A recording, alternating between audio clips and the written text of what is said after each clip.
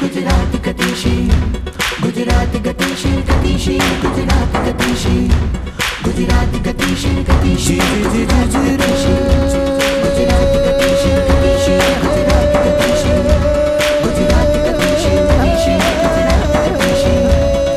गतिशील गुजरात गतिशील गुजरात गतिशील गतिशील गुजरात गतिशील गुजरात गतिशील गतिशील गुजरात गतिशील गुजरात गतिशील गतिशील गुजरात गतिशील गुजरात गतिशील गतिशील गुजरात विकासशील गुजरात विकास दिवस रात अमारू गतिशील गुजरात गुजरात गतिशील गुजरात गतिशील गतिशील गुजरात गतिशील गुजरात गतिशील गतिशील गुजरात गतिशील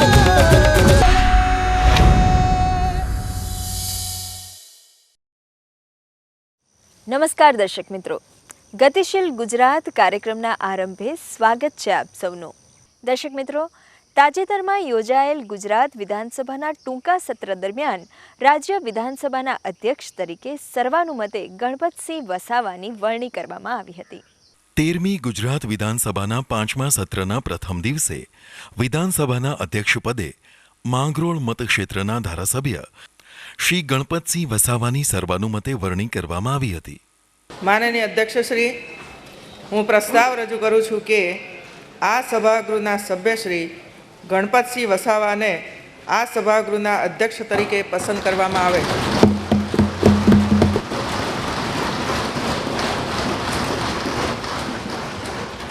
માનનીય અધ્યક્ષશ્રી, માનનીય મુખ્યમંત્રીજીએ જે ગણપતસિંહભાઈ વસાવાના આ ગૃહના એક ઉચ્ચ પદ પર અધ્યક્ષ તરીકેના નામની જે પ્રસ્તાવ રજૂ કર્યો છે એને હું મારા તરફથી મારી પાર્ટી તરફથી ટેકો આપું છું. સર્વાનુમતે ગણપતસિંહ વસાવાને અધ્યક્ષ તરીકે મંજૂરી આપી. ગૃહના નેતા અને મુખ્યમંત્રી શ્રીમતી આનંદીબેન પટેલ તેમજ વિપક્ષના નેતા શ્રી શંકરસિંહ વાઘેલા શ્રી ગણપતસિંહ વસાવાને સન્માનપૂર્વક અધ્યક્ષ ચેર તરફ દોરી ગયા હતા અને તેમણે તેમનું સ્થાન ગ્રહણ કર્યું હતું. દર્શક મિત્રો, ગામડું હોય કે મહાનગર, ગુજરાતના ખૂણે ખૂણે સાતત્યપૂર્ણ વિકાસના કાર્યો થઈ રહ્યા છે અને તેનો લાભ સામાન્ય માનવીને મળી રહ્યો છે. રાજ્યના મુખ્યમંત્રી શ્રીમતી આનંદીબેન પટેલ તાજેતરમાં રાજકોટની મુલાકાતે ગયા હતા, ત્યારે યોજાયેલા કેટલાક કાર્યક્રમો સંકલિત રૂપે પ્રસ્તુત છે આપની સમક્ષ. રાજ્યના મુખ્યમંત્રી શ્રીમતી આનંદીબેન પટેલે રાજકોટમાં નવનિર્મિત સરકારી આયુર્વેદિક હોસ્પિટલનું લોકાર્પણ કર્યું હતું. અદ્યતન સાધન સાથેની આ હોસ્પિટલ છે. મેં ઘણી બધી હોસ્પિટલો જોઈ છે મિત્રો, પ્રાઇવેટ પણ જોઈ છે અને સરકારી પણ જોઈ છે, બીજા રાજ્યોમાં પણ જોઈ છે, પરંતુ જે રીતે અહીં વ્યવસ્થાઓ કરવામાં આવી છે એ મને લાગે છે કે ઉત્તમ પ્રકારની આ હોસ્પિટલ બનશે. આ હોસ્પિટલ રાજકોટ મોરબીના 16 તાલુકાના 1000 ગામોના નાગરિક ગ્રામજનો માટે આયુર્વેદિક સારવાર અને ચિકિત્સા પૂરી પાડશે. 50 પથારી અને 10 વિશેષ રૂમની સુવિધા ધરાવતી આ હોસ્પિટલ ₹2 કરોડ 44 લાખના ખર્ચે નિર્માણ પામી છે. મુખ્યમંત્રીશ્રીએ આ પ્રસંગે વિશિષ્ટ સેવા પ્રદાન કરનારા 3 વૈદ્યોનું સન્માન પણ કર્યું હતું. મુખ્યમંત્રીશ્રીએ આયુર્વેદ ચિકિત્સા ગ્રામીણ ક્ષેત્ર સુધી પહોંચાડવાની રાજ્ય સરકારની પ્રતિબદ્ધતા આ અવસરે દર્શાવી હતી.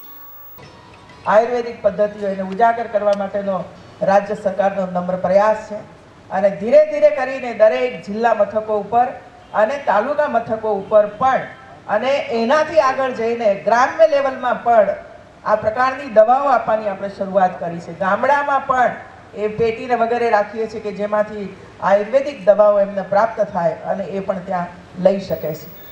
તેઓએ બાળકોના સ્વાસ્થ્યની ચિંતા કરી હતી. નાનપણથી જ બાળકોને આ દિશાની અંદર કેવી રીતે લઈ જઈ શકાય છે અને એ પરિવાર જ કરી શકશે, પરિવાર સિવાય બીજું કોઈ નહીં કરી શકે એવું છે. અને પરિવાર જ્યાં સુધી બાળકના સ્વાસ્થ્ય તરફ ધ્યાન નહીં આપે ત્યાં સુધી કુપોષણમાંથી આપણે આપણા બાળકોને બહાર નહીં કાઢી શકીએ. એક કુપોષિત બાળકની પાછળ રાજ્ય સરકારે કરોડો રૂપિયાનો ખર્ચ કરવો પડે છે મિત્રો. પણ નીતિનભાઈએ કહ્યું કે માંદું જ ન પડે એવા પ્રિકોશન શું કામ ન લઈએ આપણે? શા માટે ઘરમાં માંદગી આવે? આરોગ્ય મંત્રી શ્રી નીતિનભાઈ પટેલ તથા કૃષિ મંત્રી શ્રી બાબુભાઈ બોખીરિયા, વન અને પર્યાવરણ રાજ્યમંત્રી શ્રી ગોવિંદભાઈ પટેલ, ઉચ્ચ પદાધિકારીઓ, અધિકારીઓ તથા આયુર્વેદ ક્ષેત્રના મહાનુભાવો આ અવસરે ઉપસ્થિત રહ્યા હતા. મુખ્યમંત્રી શ્રીમતી આનંદીબેન પટેલ રાજકોટ જિલ્લાના જામકંડોરણા ગામે સૌરાષ્ટ્ર લેઉવા પટેલ સમાજ દ્વારા આયોજિત કાર્યક્રમમાં ઉપસ્થિત રહ્યા હતા. મુખ્યમંત્રીશ્રીએ હરિદ્વાર ખાતે નિર્માણ થનાર લેઉવા પટેલ સમાજ ભવનનો શિલાન્યાસ કર્યો હતો. મુખ્યમંત્રીશ્રીએ આ પ્રસંગને ગૌરવનો અવસર તરીકે ઓળખાવ્યો હતો. માત્ર 2 જ કલાકમાં 35 કરોડ જેટલી માતબર રકમ એકઠી થાય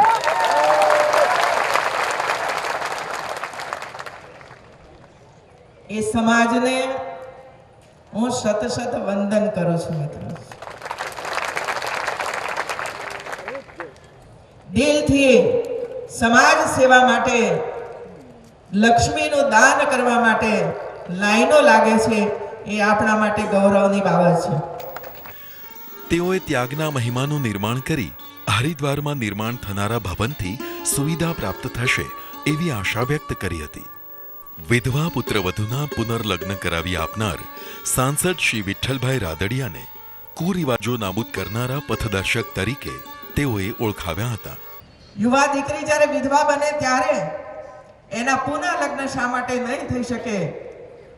આપણે સૌએ આ બાબતને સ્વીકાર કરવી પડશે મિત્રો. અને એના માટે વિઠ્ઠલભાઈ અને એમનું પરિવાર પથદર્શક બન્યું છે.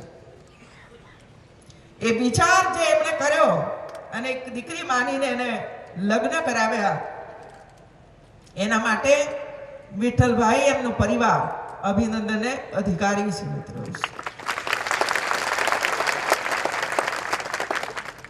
મુખ્યમંત્રીશ્રીએ ભ્રૂણ હત્યા નહીં કરાવવા માટેનો સંકલ્પ લેવડાવ્યો હતો.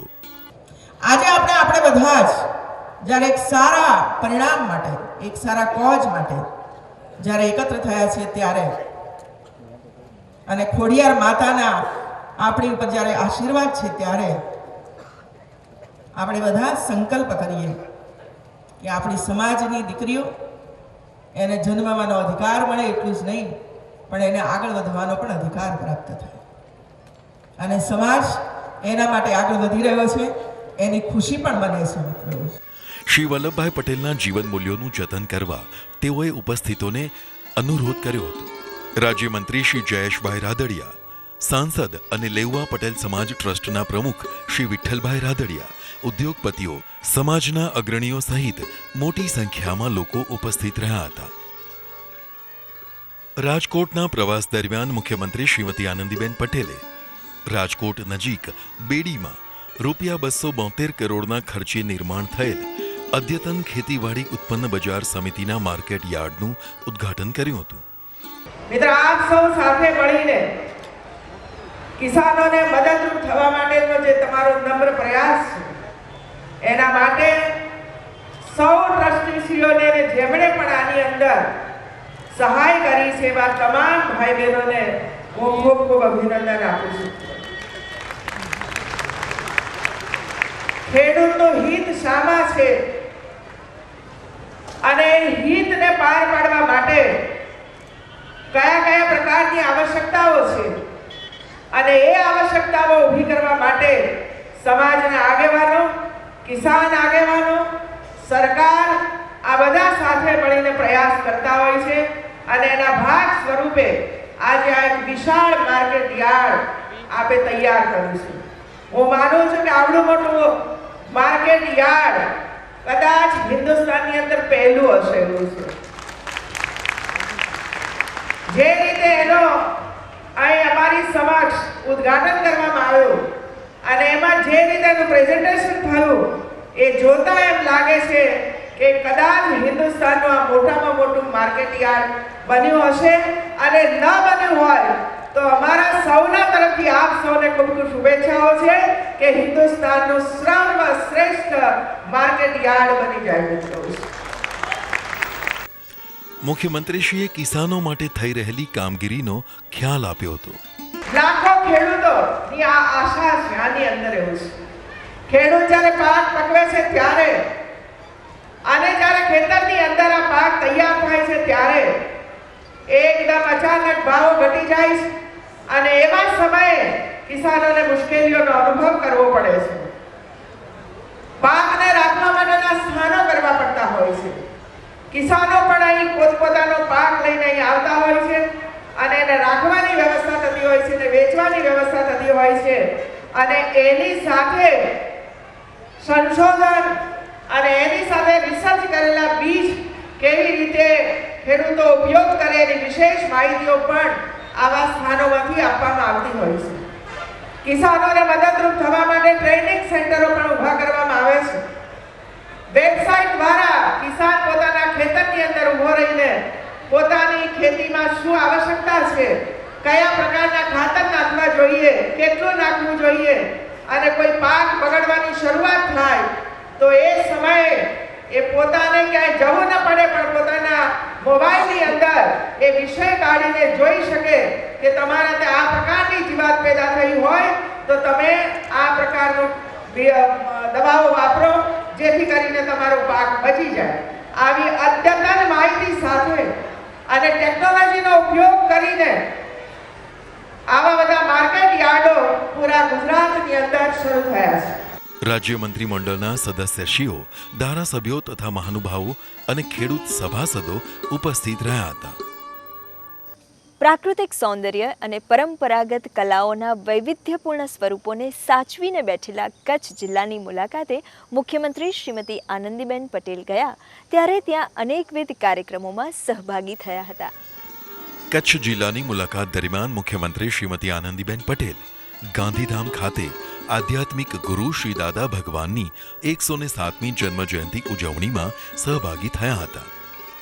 મુખ્યમંત્રીશ્રીએ સંતોના આશીર્વાદથી ભારત વિશ્વગુરુ બનશે તેવો આશાવાદ પ્રગટ કર્યો હતો. આપણે અનેક વખતે સંતો અને મહંતો પાસેથી સાંભળીએ છીએ કે આપણો ભારત દેશ 21મી સદીમાં દુનિયાની મહાસત્તા બનશે. અમે સાંભળતા હતા, તમે સાંભળતા હશો, પણ મનમાં વિચાર આવતા 5 વર્ષ પહેલા સાંભળતા, 10 વર્ષ પહેલા સાંભળતા ત્યારે એમ થાય કે ક્યાંય એધાણ તો દેખાતા નથી વિશ્વની મહાસત્તા બની રહી. પણ હવે એના એધાણ દેખાઈ રહ્યા છે. જ્યારથી નરેન્દ્રભાઈ મોદી દેશના વડાપ્રધાન બન્યા ત્યારે વિશ્વની અંદર ભારતને હવે પૂછતા થયા છે લોકો. એવું છે, માન સન્માન અને ગૌરવ આપતા થયા છે. અને એટલા માટે હવે પૂરી ખાતરી અને પૂરો વિશ્વાસ થયો છે કે ભારત આજ 21મી સદીની અંદર વિશ્વગુરુ બનશે મિત્રો, જેમાં સંતો અને મહંતોના એટલા જ આશીર્વાદ છે. એ પણ વિશ્વગુરુ બને એના માટેની મથામણ કરી રહ્યા છે. તેઓએ મનની શાંતિ મેળવવા કાર્ય સંતોષને જરૂરી ગણાવ્યો હતો. આપણે ત્યાં ગમે તેટલી સંપત્તિ હોય, ગમે તેટલી ગાડીઓ હોય, ગમે તેટલા બંગલા હોય, પરંતુ જો મનની શાંતિ ન હોય તો આ બધાનો કોઈ ઉપયોગ નથી હોતો. અને મનની શાંતિ ત્યારે જ મળે ગાડીમાં બેસવાથી કે 5 સ્ટાર હોટેલની અંદર સુંદર મજાનું ભોજન કરવાથી મનની શાંતિ નથી મળતી. પણ કોઈ ગરીબમાં ગરીબ બેન ને રોટલો જો સાંજે મળી જાય, આપણા હસ્તે એનો રોટલો મળી જાય તો એનાથી વિશેષ શાંતિ બીજી કોઈ ન હોઈ શકે. કોઈ દીકરો ભણવા માટે મથામણ કરતો હોય, હોશિયાર હોય, પણ 2-5 હજાર રૂપિયાની ફી ન મળવાને કારણે એનો અભ્યાસ છોડી દે સ્થિતિની અંદર જ્યારે એ આવી જાય અને એવા સમયે આપના જેવા કોઈ પરિવારજનો મળી જાય અને એને 5,000 રૂપિયાની ફી આપી દે તો એનાથી વિશેષ બીજી કોઈ શાંતિ આપણા મનને ન હોય. ગ્રીન એનર્જી તરફ ગુજરાત શ્રેષ્ઠ કામગીરી કરી રહ્યાનું મુખ્યમંત્રીશ્રીએ ઉમેર્યું હતું. ટેકનોલોજીનો કેટલો મોટો ઉપયોગ છે અને કુદરતે આપણને જે કંઈ આપ્યું છે એ કુદરતી સ્ત્રોતમાંથી આપણે બધું પેદા કરી રહ્યા છીએ.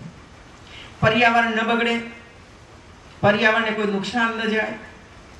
ગ્લોબલ વોર્મિંગની અસરો જ્યારે આખું દુનિયા ઉપર અસર થઈ રહી છે એવા સંજોગોમાં હવે આપણે બધાએ એ દિશામાં જવું પડે. પવનમાંથી ઉર્જા મેળવવી, દરિયામાંથી ઉર્જા મેળવવી, સૂર્ય શક્તિમાંથી ઉર્જા મેળવવી, બાયોગેસમાંથી ઉર્જા મેળવવી, આપણે જે કચરો બહાર ફેંકી દઈએ છીએ કચરામાંથી ઉર્જા મેળવવી. આવા વિવિધ પ્રકારના આયામો ઊભા કરીને કુદરતમાંથી વીજળી મેળવીને ગ્રીન એનર્જી તરફ ગુજરાત આગળ વધી રહ્યું છે. અને આજે હું કહીશ કે આખા દેશની અંદર સૌથી વધુ ગ્રીન એનર્જી પેદા કરનારું આપણું ગુજરાત બન્યું છે.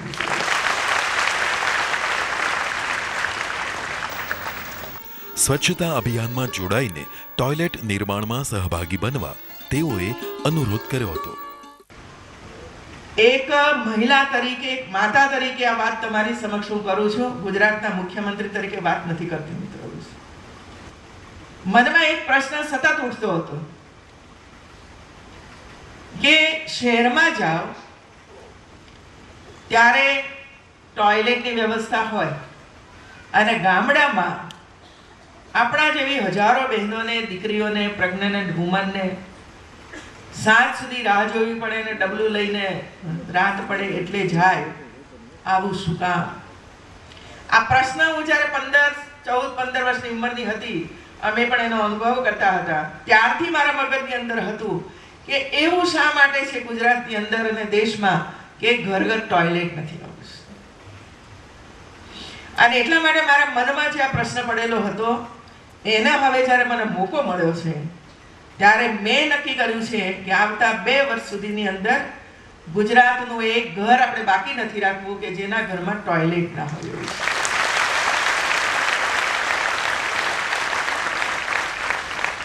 અને દિશામાં અનેક પરિવારોએ, સમાજના અનેક આગેવાનોએ ગામે ગામ દત્તક લેવા માંડ્યા છે કે અમે અહીં કરી દઈશું, અમે અહીં કરી દઈશું, અમે આટલા રૂપિયા તમને આપીએ છીએ, તમે એની અંદરથી કરજો. અને હું માનું છું કે જે રીતે ગુજરાતના પ્રજાજનોનો, નાગરિકોનો, ટ્રસ્ટોનો, ઇન્ડસ્ટ્રીઝનો જે સહયોગ પ્રાપ્ત થઈ રહ્યો છે ત્યારે મને બહેનો કહેતા તમને આનંદ થાય છે કે હવે આપણી ગામડાની બહેન પણ જેમ શહેરમાં જે સુખ સગવડ ભોગવી રહી છે એ જ સુખ સગવડ એ ગામની અંદર પ્રાપ્ત કરશે. રાજ્ય મંત્રીમંડળના સદસ્યશ્રીઓ, સંસદીય સચિવશ્રી, ઉચ્ચ પદાધિકારીઓ, અધિકારીઓ અને વિશાળ સંખ્યામાં નગરજનો ઉપસ્થિત રહ્યા હતા. મુખ્યમંત્રી શ્રીમતી આનંદીબેન પટેલની પ્રેરક ઉપસ્થિતિમાં ભુજમાં યોજાયેલા એક કાર્યક્રમમાં 4423 ભૂકંપ અસરગ્રસ્તોને દસ્તાવેજો એટલે કે લાલ બુકનું વિતરણ કરાયું હતું. મુખ્યમંત્રીશ્રીએ લોક સંવાદ સેતુ દ્વારા લોક પ્રશ્નોના સકારાત્મક ઉકેલની ભૂમિકા સમજાવી હતી. આ જવાબદારી આવ્યા પછી મેં પોતે નક્કી કર્યું કે દરેક જિલ્લાની અંદર મારો પ્રવાસ થાય. 15-20 દિવસ પહેલા એ સમાચાર જાય, આપણા કાર્યકર્તાઓ હોય, સમાજના આગેવાનો હોય, એ બધા પોતપોતાના વિસ્તારોની અંદર રહેલા પ્રશ્નો એ વહીવટી તંત્રને આપે, એનો નિકાલ કરે અને જેમણે પણ અરજીઓ કરી હોય એના પ્રશ્નો જ્યારે નિકાલ થાય ત્યારે કેમ્પ બનાવીને એક સભાનું આયોજન કરીને એને એના હાથની અંદર બધું આપી દે. ન કરપ્શન થાય, ન તમારે લાભાર્થીને અધિકારી સુધી, કચેરી સુધી આવવું પડે અને ઘેર બેઠા એમના પ્રશ્નોનો નિકાલ થાય. અને એમાં કોઈ પ્રશ્ન હલ ન થઈ શકતો હોય, 2 કે 3 વિભાગોની વચ્ચે પ્રશ્ન અટવાયેલો હોય તો એવા પ્રશ્નો એ ગાંધીનગર વિભાગોની અંદર આવે અને વિભાગો એકબીજાની સાથે બેસીને એના પ્રશ્નોનો નિકાલ લાવે. આ અભિગમ અપનાવવાને કારણે લોક સંપર્ક સેતુના માધ્યમ દ્વારા લગભગ આજ સુધીમાં જે કોઈ લોક સંપર્ક સેતુના કાર્યક્રમો થયા એમાં 9,000 કરતાં વધારે પ્રશ્નો આપણી સમક્ષ આવ્યા અને એમાંથી 86% જેટલા પ્રશ્નોનો નિકાલ સ્થળ ઉપર આવ્યો અને બાકીના પ્રશ્નોમાં જે 5% પ્રશ્નો આજે બાકી છે, જે કોઈ નીતિ વિષયક નિર્ણય લેવાને કારણે યા તો કોઈ નીતિ લો આપણે બનાવીએ વિધાનસભાની અંદર, ત્યાર પછી એનો નિકાલ આવશે મિત્રો. તેઓએ જણાવ્યું હતું કે રાજ્ય સરકારે ગરીબો તથા મધ્યમ વર્ગના લોકો માટે ઘરના ઘર હોવાનું સપનું સાકાર કર્યું છે. કે રાજ્ય સરકારે છેલ્લા 5-6 મહિનાથી વિવિધ પ્રકારના મકાનોનું આયોજન શરૂ કર્યું છે. ઇકોનોમિકલી ગરીબ પરિવારો છે, જેમની આવક 1 લાખ કરતાં ઓછી છે, જેમની ઇન્કમ 2 લાખ કરતાં ઓછી છે, જેમની ઇન્કમ 5 લાખ કરતાં ઓછી છે, એવા જુદા જુદા પ્રકારના પરિવારો માટે મધ્યમ વર્ગને પણ પોષાય અને ઉચ્ચ મધ્યમ વર્ગને પણ પોષાય અને એકદમ ગરીબ વર્ગને પણ પોષાય એવા મકાનો બાંધવાની શરૂઆત હાઉસિંગ બોર્ડે શરૂ કરી દીધું છે. અને આજે મને કહેતા આનંદ થાય છે કે આ સ્કીમનું આયોજન, એની નીતિઓ એ બનાવ્યા પછી લગભગ 3 લાખ મકાનો આપણે બાંધીને તૈયાર કરી દીધા અને એ મકાનો આજે ગરીબોને આપણે એલોટ કરી રહ્યા છીએ. અને આપણો પ્લાન છે કે ગામડામાં રહેતો આવા જ પ્રકારનો માનવી હોય અને પોતાની જમીન ઉપર એને કાચું મકાન ઊભું કરી દીધું હોય તો એવા પરિવારને પણ શોધીને કાચા મકાનની જગ્યાએ પાકું મકાન બાંધી શકે એના માટે આ વખતે ગરીબ કલ્યાણ મેળાની અંદર પણ એમને સહાયના ચેક આપવાની આપણે શરૂઆત કરી છે મિત્રો. સમારોહમાં રાજ્ય મંત્રીમંડળના સદસ્યશ્રીઓ તથા મહાનુભાવો અને કચ્છવાસીઓ ઉપસ્થિત રહ્યા હતા. મુખ્યમંત્રી શ્રીમતી આનંદીબેન પટેલે પશ્ચિમ કચ્છના નાની બેર નજીક સુઝલોન એનર્જીના એશિયાના સૌથી વિશાળ વિન્ડ ફાર્મમાં 1000 મેગાવોટ પવન ઉર્જા ઉત્પાદનની સિદ્ધિની ઉજવણીમાં ભાગ લીધો હતો. વિશ્વના સૌથી પ્રથમ અને ઊંચા 120 મીટરના હાઇબ્રિડ વિન્ડ ટાવરનો કાર્યારંભ પણ તેઓએ કરાવ્યો હતો. મુખ્યમંત્રીશ્રીએ જણાવ્યું હતું કે 21મી સદી એન્વાયરમેન્ટ ટેકનોલોજીની સદી બની રહેશે. ગુજરાતમાં આપણે કચ્છના પ્રદેશમાં 1080 મેગાવોટની સ્થાપિત ક્ષમતા સાથે સમગ્ર એશિયાનું સૌથી મોટું વિન્ડ પાર્ક બનાવ્યું છે. સૂર્યનારાયણના 7 અશ્વો સમાન થર્મલ, હાઇડ્રો, લિગ્નાઇટ, સૌર, પવન, ગેસ અને ન્યુક્લિયર એનર્જીના વીજ ઉત્પાદનનો વિનિયોગ કરનારું એકમાત્ર રાજ્ય એટલે ગુજરાત છે. ગુજરાતમાં રેગિસ્તાનની ગરમીથી સોલર એનર્જી અને કોસ્ટલ એરિયામાં વિન્ડ એનર્જી આપણે ઉત્પન્ન કરી રહ્યા છીએ. લો કાર્બન ટેકનોલોજીની ઇન્ડિયન લેબોરેટરીની પ્રયોગ ભૂમિ ગુજરાત બની રહ્યું છે. 20મી સદીમાં આઈટીનો પ્રભાવ હતો, અત્યારે બીટીનો પ્રભાવ છે અને 21મી સદીમાં ઈટી એન્વાયરમેન્ટ ટેકનોલોજીનો પ્રભાવ પાથરવાની દિશામાં આપણે આગળ વધી રહ્યા છીએ. સુઝલોનના ચેરમેન કમ મેનેજિંગ ડિરેક્ટર શ્રી તુલસીભાઈ તંતી તથા કંપનીના શ્રી હરીશ મહેતા, ઈશ્વર મંગલે વગેરે મહેમાનોને આવકાર્યા હતા. રાજ્ય મંત્રીમંડળના સદસ્યશ્રીઓ તથા ઉચ્ચ પદાધિકારીઓ, અધિકારીઓ અને સંબંધકર્તાઓ હાજર રહ્યા હતા. દર્શક મિત્રો, આજના કાર્યક્રમનો સમય થાય છે અહીંયા પૂરો. ગુજરાતની અનેકવિધ ગતિશીલ ગતિવિધિઓનો રસથાળ લઈને ફરી મળીશું ગતિશીલ ગુજરાતમાં આવતા સપ્તાહે. આવજો.